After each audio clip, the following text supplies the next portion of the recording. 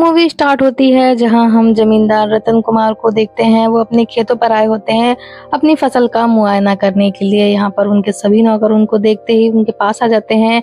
एक नौकर का नाम होता है नारायण। वो जमींदार का कुछ खास होता है क्योंकि कुछ समय पहले नारायण को बिना किसी जुर्म के जेल जाना पड़ता है और वहां से वापस आकर वो मरने की कोशिश करता है। तब जमींदार ही उसे बचाता है और उसे अपने खेतों पर काम देता है, यहाँ तक कि उसकी बेटी को भी शहर पढ़ने के लिए भेजता है। नारायण कहता है कि आपके जैसा मालिक तो हर किसी को मिलना चाहिए, आप हमारे अन्नदाता हो।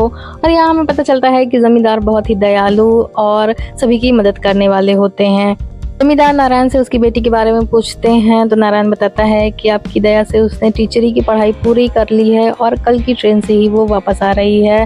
तभी वहाँ पर माधव, जो कि जमींदार का दूसरा नौकर होता है और उसके घर पर ही रहता है, वो एक खत लेकर आता है जिसमें कि लिखा होता है कि जमींदार का बेटा कमल कल ही वापस आ रहा है।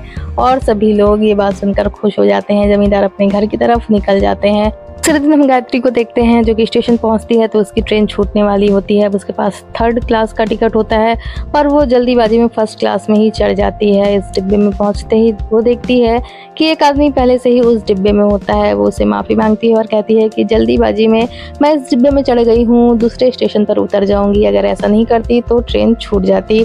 ये होता है जमींदार का बेटा कमल। वो गायत्री से कहता है कि मैंने आपको कब डब्बे से उतरने के लिए कहा, आप आराम से बैठ सकती हैं। बातों ही बातों में गायत्री को पता चलता है कि कमल जमींदार के यहाँ हमारे ही गांव में जा रहा है। तो वो उठकर खड़ी हो जाती है। कमल उसे ऐसे देखकर कहता है कि आप उठकर खड़ी क्यों हो गई। तो गायत्री उसे बताती है कि जमींदार हमारे अन्नदाता हैं और इनकी वजह से हमारा घर चलता है, मैं उनके किसी रिश्तेदार के सामने कैसे बैठ सकती हूँ। तो कमल झूठ बोल देता है और कहता है कि मैं उनका कोई रिश्तेदार नहीं हूँ, बल्कि उनके यहाँ काम करने जा रहा हूँ, मैं उनके यहाँ इलेक्ट्रीशियन हूँ।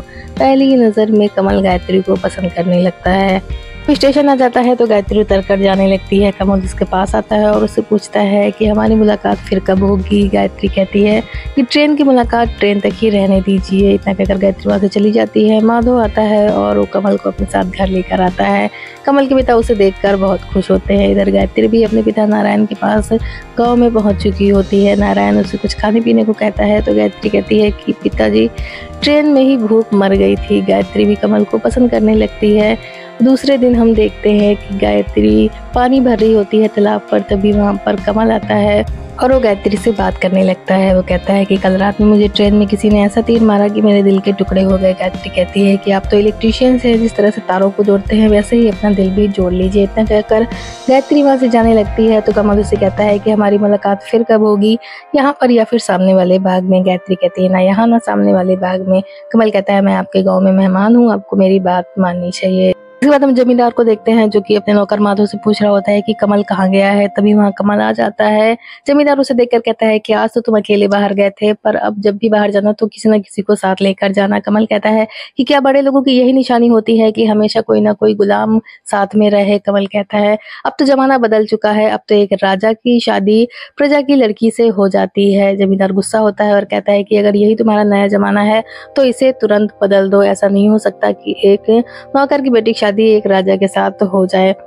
दूसरे दिन कमल और गायत्री बाग में मिलते हैं और यहाँ मूवी का एक प्यारा सॉन्ग देखते हैं और यहीं पर वो एक दूसरे से अपने प्यार का इजहार भी करते हैं। एक दिन जमींदार अपने एक अनाथ आश्रम का उद्घाटन करने के लिए गए होते हैं। वहाँ पर नारायण भी आया होता है अपनी बेटी गायत्री को लेकर। जमींदार उसे देखकर कहते हैं कि ये तुम्हारी बेटी है, पर देखने से लगता नहीं, किसी बड़े और अच्छे घर की मालूम होती है, इसकी शादी भी किसी बड़े घर में करना। इतना कहकर जमींदार अंदर चले जाते हैं जहाँ पर सभी लोग बैठे होते हैं। गायत्री भी वहाँ बैठी होती है। सभी लोग वहाँ स्पीच दे रहे होते हैं। तभी वहाँ जमींदार के बेटे यानी कि कमल को भी बुलाया जाता है। गायत्री जब देखती है कि जमींदार का बेटा कोई और नहीं बल्कि कमल ही है तो वो वहाँ से तुरंत उठकर चली जाती है। कमल उसके पीछे पीछे जाता है और उसे रोकने लगता है। गायत्री कहती है कि आपको मुझसे झूठ बोलने की क्या जरूरत थी, अच्छा हुआ कि मुझे समय रहते मालूम चल गया, हमारा मिलन कभी नहीं हो सकता। ये दुनिया ऐसा कभी होने नहीं देगी कि एक गरीब नौकर की बेटी अपने मालिक के साथ शादी कर ले। कमल कहता है कि अगर तुमको मेरे ऊपर विश्वास नहीं है, तुम नहीं मानती कि मैं आज के ख्यालों और विचारों वाला लड़का हूँ, तो मैं कल ही तुमसे मंदिर में शादी करूँगा। इस बात को माधव भी सुन लेता है। कमल और गायत्री के अलावा माधव भी ये जानता है कि दोनों एक दूसरे से प्रेम करते हैं और शादी कर रहे हैं। दूसरे दिन रात में पहाड़ी वाले मंदिर में कमल और गायत्री शादी कर लेते हैं। उस दिन सिंगापुर से एक चिट्ठी आती है जिसमें लिखा होता है कि जमींदार की फैक्ट्री में आग लग गई है और किसी न किसी को सिंगापुर जाना पड़ेगा। जमींदार कमल से कहते हैं कि तुम वहाँ चले जाओ। कमल टाल मटोल करने लगता है, कहता है पिताजी हमारे पास सब कुछ तो है, हमें वहाँ जाने की क्या ज़रूरत है, क्या हमारे किसी एजेंट के जरिए ये नहीं हो सकता। जमींदार कहते हैं कि मेरा सब कुछ जो भी कमाया है मैंने वो सिंगापुर से ही कमाया है, अब तुम्हें वहाँ जाने में क्या दिक्कत हो रही है, तुम तो ऐसे टाल मटोल कर रहे हो जैसे तुम्हारी नई नई शादी हो। कमल कहता है कि अगर आप चाहते हैं तो मैं चला जाऊँगा। जमींदार कहते हैं कि मेरे कहने से ही नहीं, ये तुम्हारा फर्ज है और तुम्हें वहाँ जाना पड़ेगा। अब कमल पहुँचता है गायत्री के पास, उसे ये बताता है कि पिताजी चाहते हैं कि मैं कल ही सिंगापुर के लिए निकल जाऊँ, पर मैं तुम्हें छोड़कर जाना नहीं चाहता। गायत्री कमल को समझाती है और कहती है कि आपको वहाँ जाना चाहिए। अब आपके पिताजी सिर्फ आपके नहीं बल्कि मेरे भी पिताजी हैं। जब तक आप वापस नहीं आएंगे तब तक हमारी शादी का राज किसी को भी पता नहीं चलेगा। कमल खुश हो जाता है और गायत्री से कहता है कि तुम्हें पाकर मैं धन्य हो गया। दूसरे दिन वो सिंगापुर के लिए निकल जाता है। कुछ दिन बाद का सीन हम देखते हैं जहाँ पर माधव के पास एक चिट्ठी होती है जिसमें की तस्वीर होती है कमल की और उसके पीछे लिखा होता है मेरे जीवन की ज्योत गायत्री और उसके नीचे कमल का नाम लिखा होता है। जमींदार इस तस्वीर को देख लेते हैं और माधव से डांट कर पूछने लगते हैं कि ये गायत्री कौन है। पहले तो माधव मना करता है, फिर जमींदार को बता देता है कि गायत्री नारायण की बेटी है और कुछ दिनों से कमल बाबू और गायत्री में खुसर पुसर चल रहा था, पर अब वो खुसर पुसर बंद हो गई है क्योंकि गायत्री और कमल बाबू ने पहाड़ी वाले मंदिर में शादी कर ली है। जमींदार कहते हैं कि कमल ने शादी कर ली और मुझे बताया तक नहीं। वो तुरंत ही गायत्री के पास पहुंचते हैं। गायत्री उस वक्त मंदिर में होती है। जमींदार तुरंत गायत्री के पास जाकर उसे डांटने लगते हैं, कहते हैं कि तूने सोचा भी कैसे कि तू मेरे घर की बहू बन सकती है, एक नौकर की बेटी मेरे घर की बहू कभी नहीं बन सकती। इस समाज के नियम बहुत ही कठोर होते हैं, खासकर उन लोगों के लिए जो इस समाज को चलाते हैं। पहले तो वो गायत्री को डांट रहे होते हैं पर गायत्री मना कर देती है कि वो कमल को भूल नहीं सकती। तो जमींदार उसके सामने अपनी झोली फैलाते हैं और कहते हैं कि अगर तू नहीं मानेगी तो मेरे सिवाय मरने के अलावा और कोई भी रास्ता नहीं होगा। गायत्री मान जाती है और कहती है कि आज से मैं अपने पति को भूल जाऊंगी, ये भूल जाऊंगी कि मैंने कभी उनसे शादी करी थी। जमींदार कहते हैं कि जब कमल आएगा तो फिर तू उसके सामने पिघल जाएगी। गायत्री कहती है कि मैं उन्हीं की कसम खाकर कहती हूँ कि मैं कभी भी उनके सामने मुंह नहीं खोलूंगी और हमेशा चुप रहूंगी।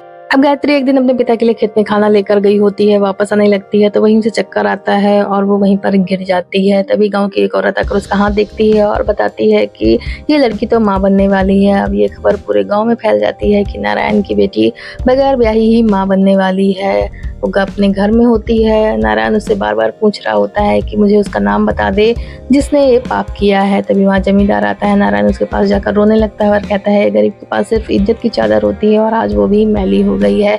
मैं बार बार इससे उस आदमी का नाम पूछ रहा हूँ पर अब ये मुंह से उसका नाम भी नहीं बताती है। अगर मुझे पता चल जाए तो मैं उस आदमी को और उसके पिता को दोनों को ही गाजर मूली की तरह काट डालूंगा। जमींदार कहते हैं कि नारायण अब ये सब छोड़ो, पूरे गांव में ये बात आग की तरह फैल गई है, तुम गायत्री को लेकर ये गांव छोड़कर चले जाओ, जो भी इंतजाम होगा जो भी पैसे लगेंगे वो सब मैं करवा दूंगा। दूसरे दिन गायत्री और उसके पिता गाँव छोड़कर चले जाते हैं। कुछ दिन बाद हम देखते हैं गायत्री एक बेटे को जन्म देती है पर नारायण उसे लेकर भारी बरसात में अनाथ आश्रम में छोड़ आता है। ये वही अनाथ आश्रम होता है जिसका उद्घाटन जमींदार ने किया होता है और इसे जमींदार ने ही बनवाया होता है। नारायण भी बाहर खड़े होकर देखता है और आश्रम के अंदर से लोग आकर उस बच्चे को उठाकर ले जाते हैं। जब नारायण घर वापस आता है और गायत्री उसे अपने बच्चे के बारे में पूछती है तो नारायण उसे झूठ कह देता है कि तुम्हारा बच्चा पैदा होते ही इस दुनिया को छोड़कर चला गया। गायत्री इससे पागलों की तरह बातें करने लगती है। वो कहती बाबा हमें तो खुश होना चाहिए, अगर मेरा बच्चा इस दुनिया में रहता तो उससे हमारे माथे पर कलंक लगता, वो इस दुनिया को छोड़कर चला गया तो अच्छा ही है। नारायण उसे समझाता है। इधर हम देखते हैं कमल को जो कि अब वापस आ चुका होता है। कमल माधव से गायत्री के बारे में पूछता है कि तुम्हारी मालकिन कहाँ है और कैसी है। तो माधव कमल से झूठ बोल देता है क्योंकि जमींदार ने उसे ऐसा करने के लिए कहा होता है। वो कहता है अच्छा हुआ मालिक जो इस घर की बहू नहीं बनी, वरना इस घर का नाम भी मिट्टी में मिला देती। वो एक बच्चे की माँ बनने वाली थी और ये बात पूरे गाँव को पता थी, इसलिए वो अपना काला मुँह लेकर यहाँ से चली गई। कमल कहता है कि मेरी गायत्री ऐसी नहीं हो सकती और वो तुरंत ही निकल जाता है उसे ढूंढने के लिए। माधव से बताता है कि वो रामनगर में है। रामनगर में ही वो अनाथालय होता है जिसे कि जमींदार ने खुलवाया होता है और यहीं पर गायत्री के पिता ने उसका बच्चा भी छोड़ा होता है। यहाँ पहुँचते ही कमल को पता चलता है कि कुछ दिन पहले तक तो नारायण और गायत्री यहाँ पर थे, पर गायत्री ने एक नाजायज बच्चे को जन्म दिया और वो पैदा होते ही इस दुनिया को छोड़कर चला गया। इधर हम देखते हैं गायत्री और उसके पिता को, जो कि अब दूसरे शहर पहुंच चुके होते हैं नौकरी की तलाश में। कमल जब अपने घर आता है तो उसके पिता शादी के लिए कहते हैं। कमल कहता है शादी में क्या रखा है, मुझे औरत नाम से नफरत हो गई है। इधर नारायण माली का काम करने लगता है और वो एक पेड़ लगाता है। समय धीरे धीरे बीतता रहता है। कमल अपनी हालत शराब पीकर खराब करने लगता है और इधर कमल और गायत्री का बच्चा भी अनाथालय में बड़ा होने लगता है। अब हम कुछ समय बाद का सीन देखते हैं जहाँ गायत्री का बेटा लगभग 6 साल का हो चुका होता है। वो उसी अनाथालय में रह रहा होता है और उसका एक दोस्त होता है जो कि पैरों से चल नहीं पाता है। वो हमेशा उसकी मदद करता है खाने पीने हर एक चीज में। एक दिन नारायण वहाँ आता है और वो अपने नाती को देखता है। उसके लिए मीठी गोलियां लाया होता है। उसके पास आकर उससे उसका नाम पूछता है तो वो अपना नाम श्याम बताता है। वो कहता है ये नाम तो अनाथों के नाथों का हो सकता है, ना कि किसी अनाथ का। वो उसे अपने गले लगा लेता है। तभी स्कूल की घंटी बज जाती है और श्याम वहां से चला जाता है। नारायण उधर अपने मालिक की मूर्ति के सामने खड़ा होता है और कहता है आज आपकी वजह से ही मेरे नाती की परवरिश हो पा रही है। इधर हम देखते हैं जमींदार को, जो कि अपने एक दोस्त के पास बैठा होता है। उसका दोस्त से कहता है कि क्यों नहीं आप शहर जाकर कमल को शादी के लिए मनाते हैं। जमींदार कहता है मैंने कितनी बार कोशिश कर ली पर वो मेरी बात मानने को तैयार ही नहीं है। उसका दोस्त कहता है कि अगर बच्चे किसी चीज के लिए जिद कर रहे हैं तो हमारा फर्ज है कि हम उन्हें समझाएं। जमींदार कहता है ठीक है, मैं कल ही उसके पास फिर से जाऊंगा। इधर हम देखते हैं गायत्री को, जो कि शहर में होती है और एक बच्ची को पढ़ा रही होती है। ये घर एक नाचने गाने वाली का होता है। तभी वहाँ कमल अपने दोस्त के साथ आता है। कमल का दोस्त उसे वहाँ लेकर आया होता है। वो उस लड़की से कहता है कि तुम्हें आज इनका मन बहलाना है और इन्हें पूरी तरह से खुश करना है, क्योंकि ये शराब में खुद को डुबाते चले जा रहे हैं। वो लड़की पहले तो कमल को गाना गाकर अपनी तरफ खींचने की कोशिश करती है, पर कमल उसे वहाँ से डांट कर भगा देता है और कहता है कि मैं यहाँ अपनी मर्जी से नहीं आया, मुझे यहाँ पर लाया गया है, मैं शराब की वजह से यहाँ पर आया हूँ। गायत्री पीछे खड़े ये सब सुन रही होती है। अचानक से कमल की नजर गायत्री पर पड़ जाती है और गायत्री भी कमल के सामने आ जाती है। उसे देखते ही कमल कहता है कि तुम इस जहन्नम भरी जगह में क्या कर रही हो। गायत्री कहती है आप गलत समझ रहे हैं, मैं यहाँ पर काम करती हूँ। कमल कहता है कि गांव वाले जो कुछ भी कह रहे हैं क्या वो सच है? मैंने तुम्हें कितना ढूंढने की कोशिश करी, तुम एक बार मुझे जवाब दे दो, मेरी डूबती हुई जिंदगी में फिर से बाहर आ जाएगी। गायत्री कुछ भी नहीं बोलती और कहती है कि मैं आपको कुछ नहीं बता सकती, भगवान जानता है कि मैं आपको जवाब नहीं दे सकती। कमल गुस्सा हो जाता है और कहता है कि मैंने तुझे शराफत की मूर्ति समझा और तुझे हमेशा ढूंढने की कोशिश करी। तेरा आज इस जगह पर मिलना साफ साफ बता रहा है कि तू किस तरह की औरत है। गांव वाले जो कहते हैं वो बिल्कुल सही कहते हैं। इतना कहकर कमल वहां से चला जाता है और गायत्री अपने घर आ जाती है। यहाँ आकर वो अपने पिता से कहती है कि बाबा हमें कहीं और चलना चाहिए, अब मेरा यहाँ पर दम घुट रहा है।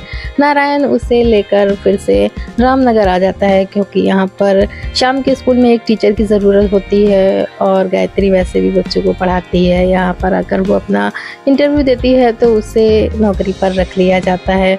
अब गायत्री क्लास में बता ही रही होती है कि मुझे लेट आने वाले और स्कूल में गंदे रहने वाले बच्चे बिल्कुल भी पसंद नहीं हैं। तभी वहाँ श्याम आता है। श्याम की ऐसे हालत देखकर गायत्री उससे पूछती है कि सभी बच्चे आ चुके हैं, फिर तुम इतनी लेट कैसे हो गए और तुम्हारी शर्ट की बटन क्यों खुली है? श्याम कहता है कि मेरे पास एक ही शर्ट है और इसमें बटन नहीं है। गायत्री उसे फिर भी सजा दे देती है और बेंच पर खड़े होने के लिए कह देती है। तभी एक शरारती बच्चा उसके पैर में कॉकरोच छोड़ देता है, जिसे श्याम चिल्लाने लगता है। श्याम को गायत्री अपने पास बुलाती है और उसे अपना हाथ बाहर करने को कहती है उसे मारने के लिए। जैसे ही श्याम हाथ बाहर करता है गायत्री उसे मारती है तो वो माँ कहकर चिल्लाने लगता है। गायत्री उससे पूछती है कि तुम्हें डर नहीं लगता? श्याम कहता है कि नहीं मैम, मुझे किसी चीज़ से डर नहीं लगता, मैं बचपन से ही अनाथ हूँ। अगर मैं डर के रहूंगा तो मेरे साथ कौन रहेगा और मेरी रक्षा कौन करेगा? इसे सुनकर गायत्री श्याम को गले लगा लेती है और कहती है कि मुझे पता नहीं था कि तुम अनाथ हो। स्कूल में लंच होता है, सभी बच्चे खाना खा रहे होते हैं। श्याम एक तरफ बैठा होता है। गायत्री उसके पास जाती है और कहती है कि तुम्हारे पास खाना नहीं है। श्याम कहता है मुझे सिर्फ 2 ही वक्त खाना मिलता है, सुबह और शाम, और जब बीच में भूख लगती है तो मैं पानी पी लेता हूँ। गायत्री कहती है कि चलो मैं तुम्हें खाना खिला दूं, पर श्याम मना कर देता है। श्याम पानी पी रहा होता है तो गायत्री उसके पास जाती है और कहती है तुम्हें भूख लगी है ना, चलो मैं तुम्हें खाना खिलाऊंगी। श्याम उसके पास जाकर खाना खा रहा होता है तो गायत्री कहती है पता नहीं किस तरह की माँ थी जो इतने प्यारे बच्चे को छोड़कर चली गई। श्याम गुस्सा होने लगता है और कहता है कि मेरी माँ को कुछ मत कहना टीचर, नहीं तो मैं गुस्सा हो जाऊंगा। गायत्री भी उसे ठीक है बाबा बोलकर खाना खिला देती है। इधर हम देखते कमल और उसके पिता को। कमल के पिता उससे कह रहे होते हैं कि तुम शादी के लिए मान जाओ। कमल कहता है अब तक अपनी मर्जी से जिया हूँ, अब आपकी मर्जी से, पर शादी के लिए जल्दीबाजी नहीं करिएगा। तभी वहाँ ठेकेदार आता है जो कहता है कि रामनगर के स्कूल में सालाना जलसा होना है और इस बार कमल बाबू को चीफ गेस्ट के रूप में बुलाना चाहता है। तो कमल जाने के लिए मना करता है, पर फिर अपने पिता के कहने पर जाने को तैयार हो जाता है। वो दिन भी आ जाता है जिस दिन सालाना जलसा होना था और कमल वहाँ चीफ गेस्ट के रूप में पहुँच जाता है। सारे बच्चे अपना प्रोग्राम पेश करते हैं। कमल आकर स्टेज पर सभी लोगों का धन्यवाद करता है। यहाँ पर श्याम आकर उसे माला पहनाता है। प्रिंसिपल जाकर अपने सभी स्टाफ से कमल को मिलाने लगती हैं, तो वहाँ गायत्री भी होती है। गायत्री को देखकर कमल गुस्सा होता है और कहता है कि इस तरह के लोगों को अपने बच्चों को पढ़ाने के लिए रखा है जिनका कोई चरित्र ही नहीं है, इसे तुरंत ही स्कूल से निकाल दीजिए। अब ये बात गायत्री के पिता सुन रहे होते हैं। वो उस वक्त सीढ़ियों पर चढ़े होते हैं और कहीं से गिर जाते हैं। उन्हें काफ़ी चोट आती है और तुरंत ही हॉस्पिटल में एडमिट कराना पड़ जाता है। इधर हम देखते हैं श्याम को, जिसका कि दोस्त भोला भी काफ़ी बीमार होता है। वो जाकर अनाथालय के इंचार्ज के पास कहता है कि डॉक्टर को बुला दो, भोला की तबीयत बहुत ख़राब है। तो वो गुस्से में भोला को कमरे में बंद कर देता है। भोला किसी तरह से चुपके से वहाँ से निकल कर डॉक्टर के पास पहुँच जाता है। इधर हम देखते हैं गायत्री के पिता उससे बता रहे होते हैं कि तुम्हारा बच्चा मरा नहीं था, बल्कि मैंने ही दुनिया समाज के डर से उसे अनाथालय में छोड़ दिया था, और वो कोई और नहीं बल्कि श्याम ही है। गायत्री तुरंत अनाथालय पहुंचती है श्याम को ढूंढने के लिए, पर यहाँ पहुंचकर गायत्री को पता चलता है कि श्याम वहाँ पर नहीं है, बल्कि अभी अभी ही वहाँ से भाग गया है। अब गायत्री को बहुत दुख होता है और वो वहाँ से वापस आ जाती है। इधर हम देखते हैं कमल को, जो कि रामनगर के ठेकेदार के घर में होता है, क्योंकि ठेकेदार अपनी बेटी का रिश्ता कमल से करवाना चाहता है। तभी वहाँ पर श्याम आता है, क्योंकि डॉक्टर भी वहीं होता है।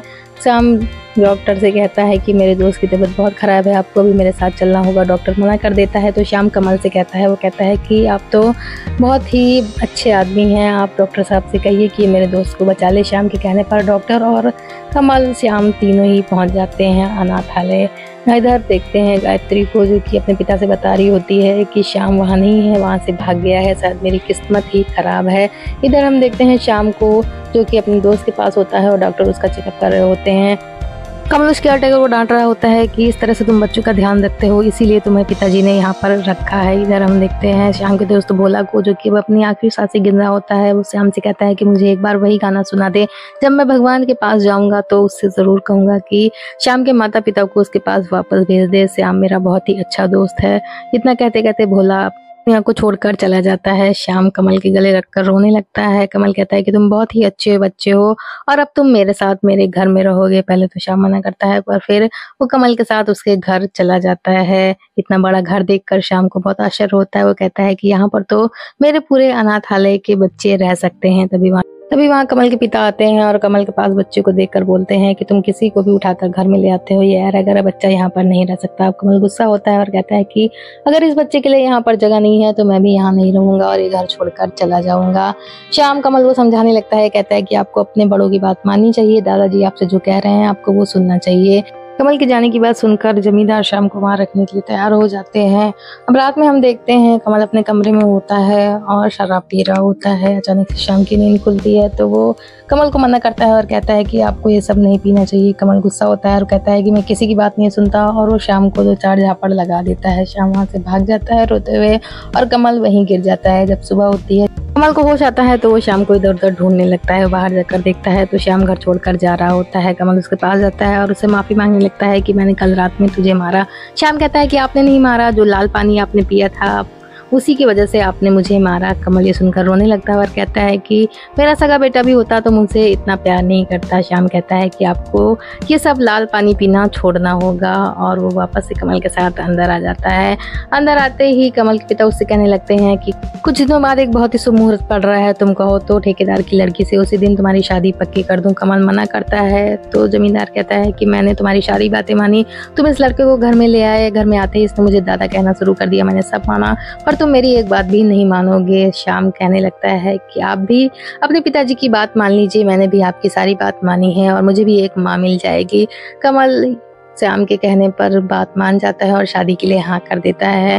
दूसरे दिन श्याम और कमल मंदिर जाते हैं, जहाँ पर कमल अंदर जाने से मना कर देता है। श्याम अंदर जाता है और अपना वही गीत गुनगुनाने लगता है। गायत्री पहले से ही मंदिर में होती है। वो श्याम की आवाज़ सुनकर उसके पास जाती है और उसे गले लगा लेती है। वो कहती है कि बेटा मैं ही तुम्हारी माँ हूँ। श्याम कहता है कि भगवान ने भोला की बात सुन ली, पहले उसने मुझे पिताजी दे दिए और अब माँ भी दे दी। गायत्री पूछती है तुम्हारे पिताजी कौन है, तो श्याम बताता है कि वो जो जमींदार कमल हैं वही मेरे पिता हैं। गायत्री सुनती है तो चौंक जाती है और कहती है कि ये बात तुमसे किसने कही, तो श्याम उसे पूरी बात बताता है।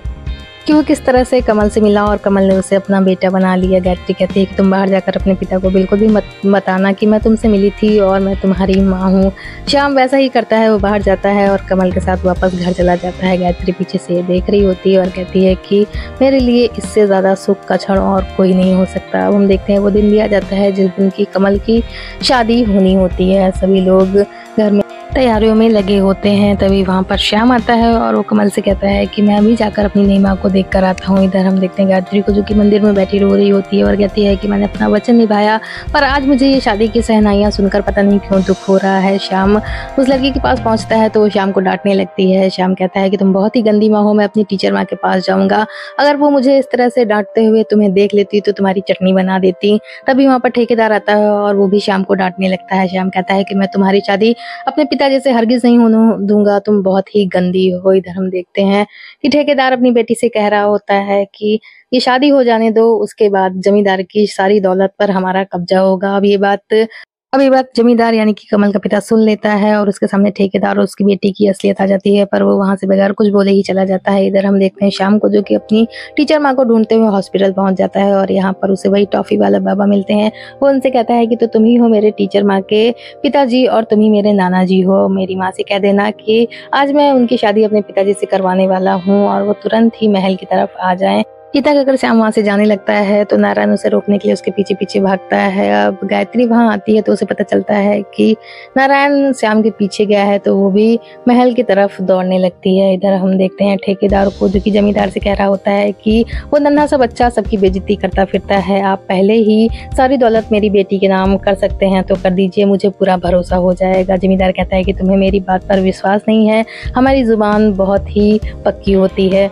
अभी वहाँ श्याम आ जाता है और वो जमींदार को मना करने लगता है कि मैं अपने पिताजी की शादी इनकी बेटी से नहीं होने दूंगा, वो बहुत ही गंदी है। ठेकेदार गुस्सा होकर श्याम को वहाँ से निकालने लगता है। तभी गायत्री वहाँ आ जाती है और वो श्याम को पकड़ लेती है। अब कमल भी इसी वक्त बाहर आ जाता है। वो गायत्री को देखकर गुस्सा होने लगता है और कहता है कि तू यहाँ पर क्या करने आई है। तभी वहाँ नारायण आता है और वो बताता है कि श्याम गायत्री का ही बेटा है, मैंने ही अभी तक इससे ये राज छुपा कर रखा था और कुछ दिन पहले ही इसे ये बात बताई है। कमल कहता है कि मेरी जिंदगी में जहर घोलने के लिए तूने पहले ही बहुत काम किए हैं, अब एक बेटा मिला था उसे भी तूने मुझसे छीन लिया।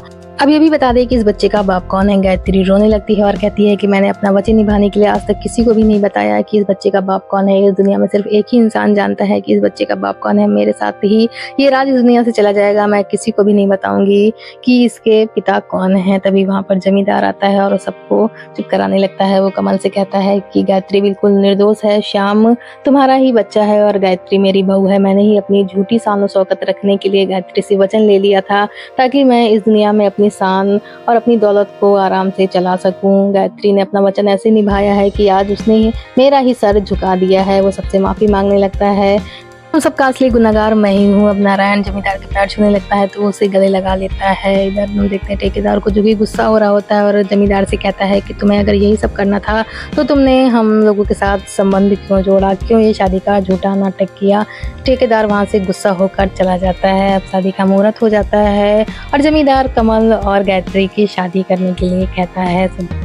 शाम को उसके माता पिता मिल जाते हैं और यहीं से मूवी एंड हो जाती है। आपको मूवी एक्सप्लेनेशन कैसा लगा ज़रूर बताइए और प्लीज़ हमारे चैनल के साथ बने रहिए। चैनल को शेयर करिए, सब्सक्राइब करिए और हमें लाइक करिए।